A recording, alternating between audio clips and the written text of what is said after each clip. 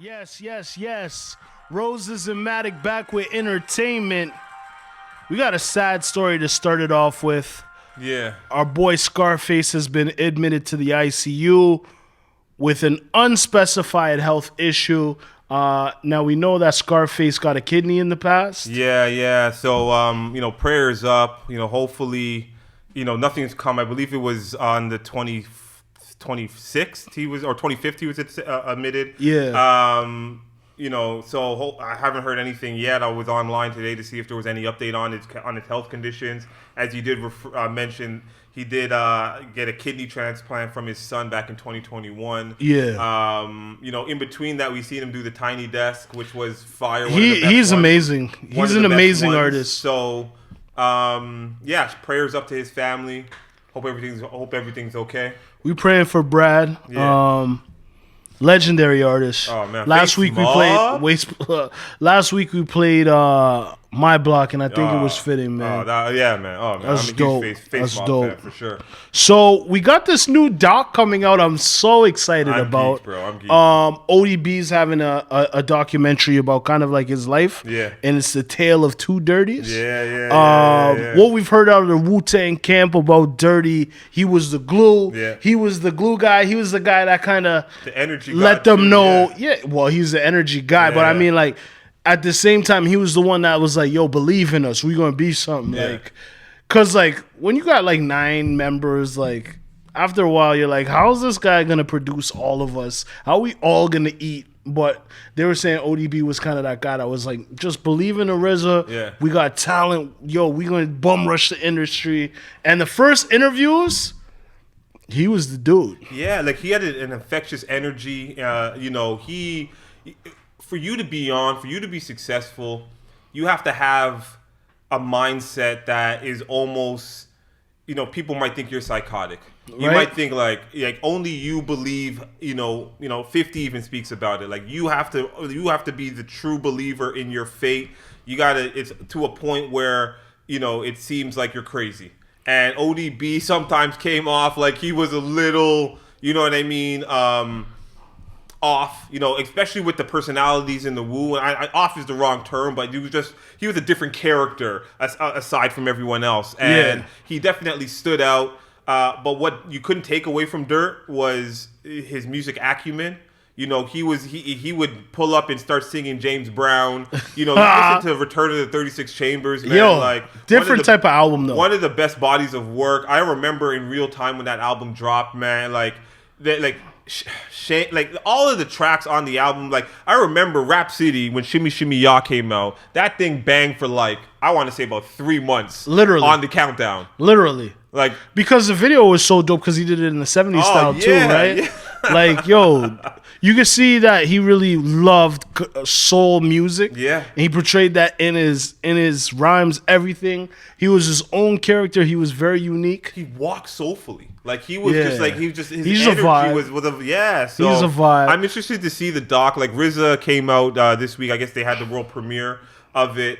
And he was extremely happy, So if he gives a cosign, who are we? Like, yeah, again, it's gonna be fire. I love it. The only problem is that when you have a big family, not everyone's gonna agree all the time. I want to hear who doesn't like it. Right. You know what I mean? Like I think at the point when it comes to these Wu collective projects, either albums, TV series, movies, docs, whatever the case is, it's sad to see that not everyone's always on the same page. Yeah. Right? But it was good to see them last year, all together. I guess except for Meth. Was Meth at your show? Meth was at my show. Yeah, Meth wasn't at my I show. also saw his son tearing it down. Yeah. He killed that though. Yeah. He's in character. He's got the vibe. Yeah, he's got it. He knows his father's work. Yeah. ODB is such a polarizing person in rap because you've heard so many stories about him beating up engineers, sleeping on the floor of studios and just wasting out the studio time. Ghetto Superstar, he's walking by and he's like, Praz, I gotta get on this record. They don't want him to be on the record. And then that song, I remember when I was in like grade school, like that song was like one of the biggest songs of the 90s. But look at that. But also, Denny Flipton was on the Mariah Carey which was another smash hit. Like, honestly, like, I think when in hindsight, like, he might be, like, longevity-wise, probably the most famous Wu-Tang member. Like, I'm talking about mainstream success. Like, the way that, like, who has bigger tracks than him? I think he has the biggest tracks. But I'm saying, if he didn't pass away, go to jail, whatever the case is, like that, like, if he was on, like, if you were able to stay in a pocket or, you know, have the guidance or whatever the focus, whatever the case is. He has some demons, bro. We all do at the end we of the all day. do. Well, like, I'm not judging him, but like, you know what I'm saying? Like, yeah. But he had a track with Mariah, bro, and that's one of Mariah's biggest tunes. Hey, Dirty, baby, I got you. Like, that is, listen, if you go to a party right now and they don't play that when they play the old school set, did they really have an old school set?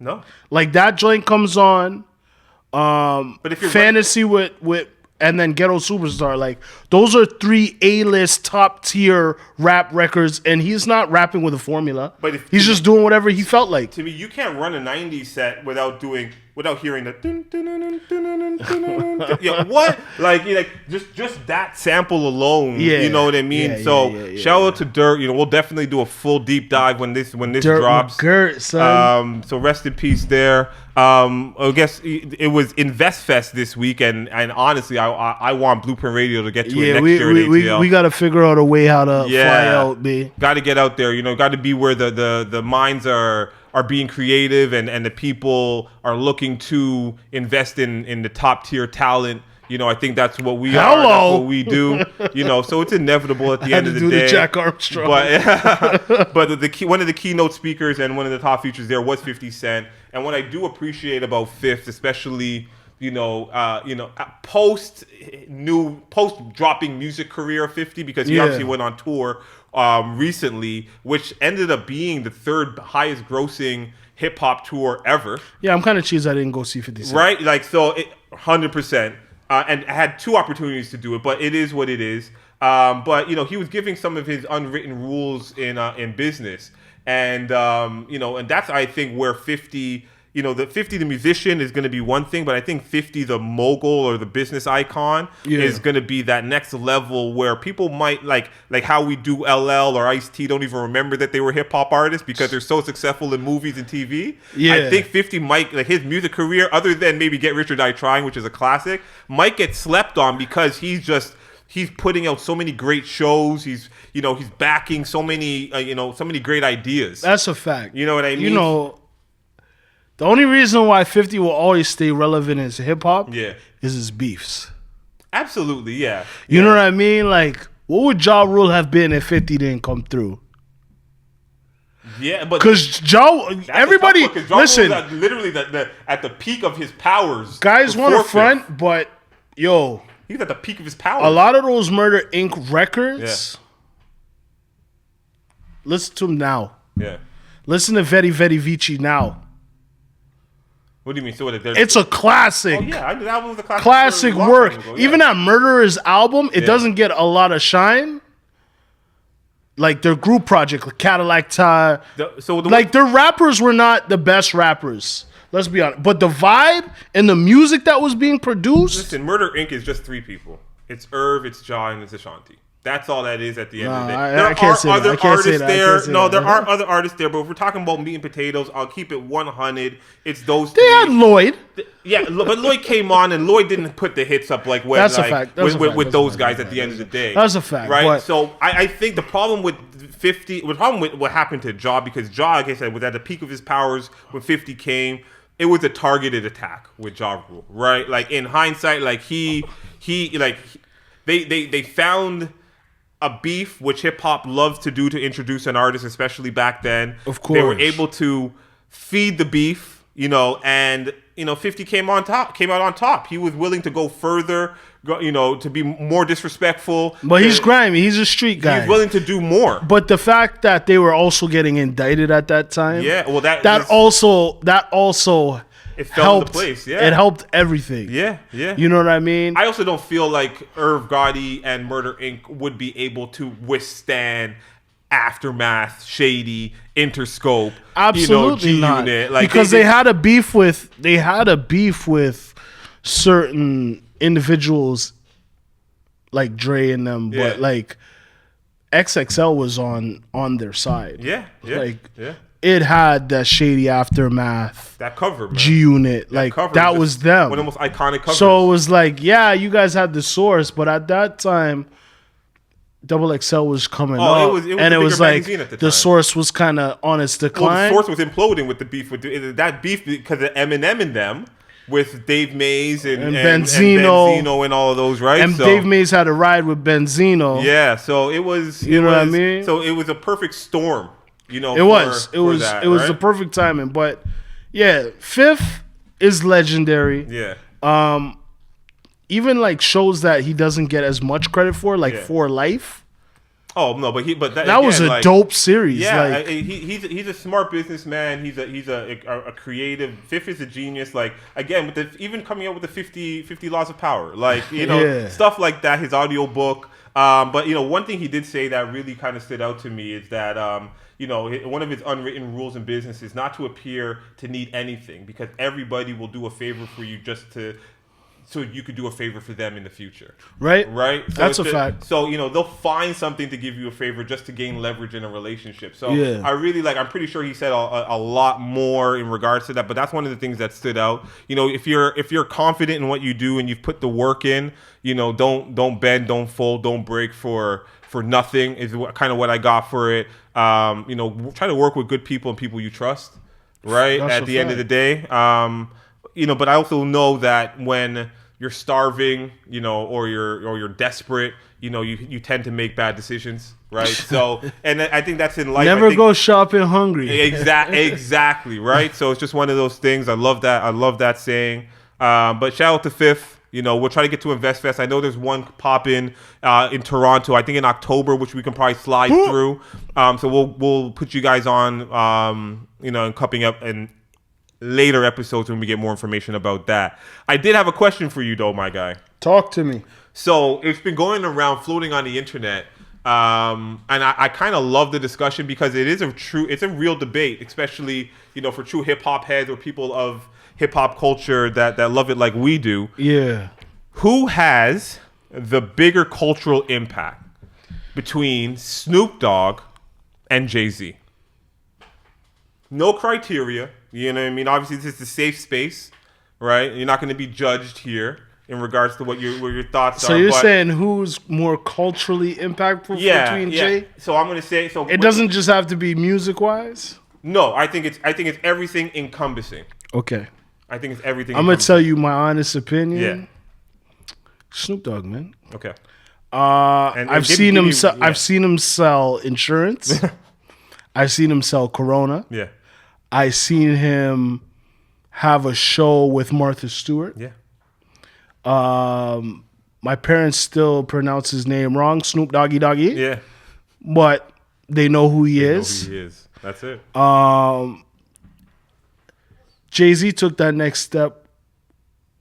For us as rap listeners, Jay-Z was always everything. Yeah, for sure. But he took that next step for the rest of the world when that union became official with Beyonce. Yeah. It's never a disrespect, but your wife has a lot of steam in her kettle. Yeah, I'm with you. So it's like they might not know Jay-Z as much as Beyonce's man, as Beyonce's husband. Yeah. Snoop now, he's a star on his own. Yeah. I mean, obviously he had Dr. Dre, but he eclipsed Dr. Dre as a rapper for being a bigger star. Yeah. I'm not saying he's bigger in hip hop than Dr. Dre, but he's just like that Doggy Style album, the singles that he produced off that, Gin and Juice, What's My Name? So, okay, so like when Snoop came out, he had guys obviously Jay-Z had guys wanting to be Jay-Z, but he put a whole coast on his back. Yeah. No, I'm with you on it. I agree with every single point you said. I as big as Jay-Z fans as we are, as you mentioned, this was a tough question when I was thinking about it because I actually had to do the numbers, and I'm a stats guy. You gotta do the numbers, baby. I had to go through the numbers, and Jay-Z when it comes to just raw hip hop numbers is him. Of course. You know what I mean? And when it comes to business acumen outside of hip hop, Jay-Z is well known for it, right? But culturally. But okay, all right, let me get there. But Snoop Dogg transcends, like Snoop right now. Like if you were to ask, maybe survey 10 people and you gave them to me, you can't transcend culture if you're not known by one name. So if you're not Snoop, if you were to say Snoop, who's Snoop, everyone will know who Snoop is. He's bigger than the cartoon Snoopy. Yeah, absolutely, right? Jay, I don't know. People might know depending on where you are. If you say Drake, yeah, I think Kanye's there. I think those four, for me, have transcended the hip hop in itself, right? In that sense. So I think Snoop, and again, to me, the turn was Martha Stewart. Is up until that point, he was still famous. He was probably still one of the most famous hip hop artists, but he was known for smoking weed and attempted murder. So let's talk about that. Right? So who has been able to turn the page and rebrand who they are better than Snoop? See, Snoop, I was also going to say, Snoop also has been in hip hop for 4 decades. But Snoop is a legit certified gang member. Yeah, absolutely. And but everybody still feels comfortable with Snoop being around. He is the coolest artist that you've ever seen. He is I would say, number one hip hop personality of all time. Snoop got 2 or 3. He got 2 or 3 documentaries on Netflix right now. He has his Pop Warner League. Yeah. Reincarnated, and he's part of mad hip hop documentaries. And people don't even mention all of the brands that he's endorses, but also, like, Snoop has been on TV forever. Multiple shows, like he's been like movies, like again, Car Wash, Baby Boy. Snoop has been he's been him for a long time. So, and again, we're talking about it with Griselda. Can't take it away from Jay. I don't know if anybody works harder than Snoop. Snoop. Entertainment wise, no. Snoop does award shows. Snoop hosts everything. Snoop does roasts. Touch my guy. But hold on. You want to know what? You know what the crazy thing is? He's height of the East Coast West Coast beef. Yeah. What does Big do? I'm trying to sell records like I'm Snoop. Yeah. Oops.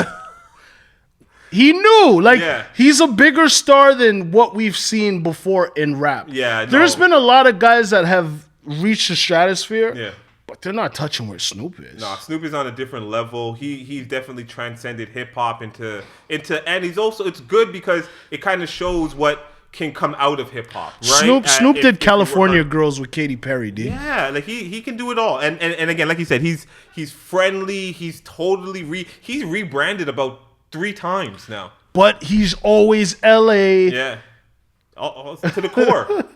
He's always gang member. Flag wearing, repping everywhere. You don't see him. He's always Dickie Chuck down. Chucks and Dickies down. You have to rate it. He's right? him. You have to rate it. Because is someone comfortable in their own skin, not willing to change for nobody. It just reminds me of the J Line, bro. Yeah. He brought MTV to the streets, man. Snoop is that guy. He's still connected. If you had a beef, who would you call to solve it? You know how many beefs he's probably solved on the back end? In hip hop. And listen. In hip hop. He said, yo, East Coast, I don't like where you guys are at right now. I'm going to sign Benny and put him on Def Jam. Was able to make that call, no problem. Yeah, but him bringing back Death Row in itself is my God. Is we didn't even talk about him bringing back. Because, legit, that Dog Pound album was gravy. See, look at that. And I know Snoop orchestrated those moves. That album was amazing, but president of Def Jam and bringing back that, like between him and Nas and like what's going on with they're showing you what to do in your elder statesmanship and how to do it because it's never been done before. To this level. They're the blueprint, B. To this level. So okay, so I did have another question in regard to that. So we both went with Snoop. Big shout out to Jay, obviously, because Hove is Hove at the end of the day. Yeah. Obviously, if we had to break it down, like in regards to every single stat, like Jay probably wins on the hip hop, like music making, bars, etc. All the cases. I don't know. Maybe Snoop has more memorable lines though. I think that's tough, man. People have 1, studied Jay-Z. 2, 3 into the 4. Yeah, Snoop, Doggy Dogg, and Dr. Dre. But I'm thinking, like, at the end of the day,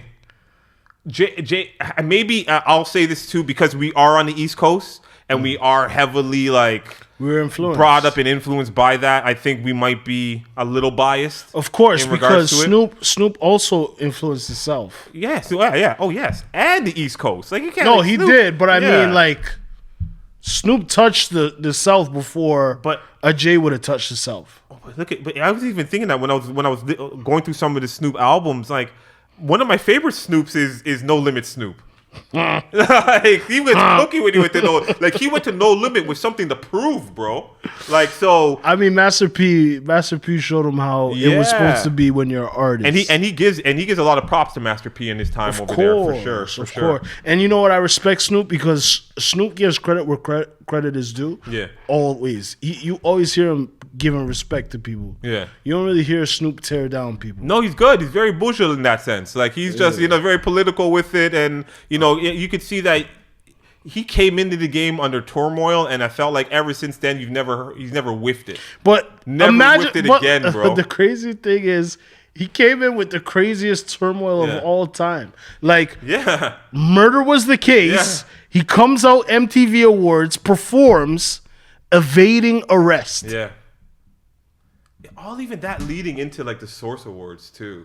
Like, and it's so iconic what he said. Other than what Suge said, like, what else do you remember? You remember Outkast saying Snoop, the South got something to say, but you always remember the East ain't got love. Dr. Dre and Snoop Dogg. It's like, yo, how can you front on Snoop, man?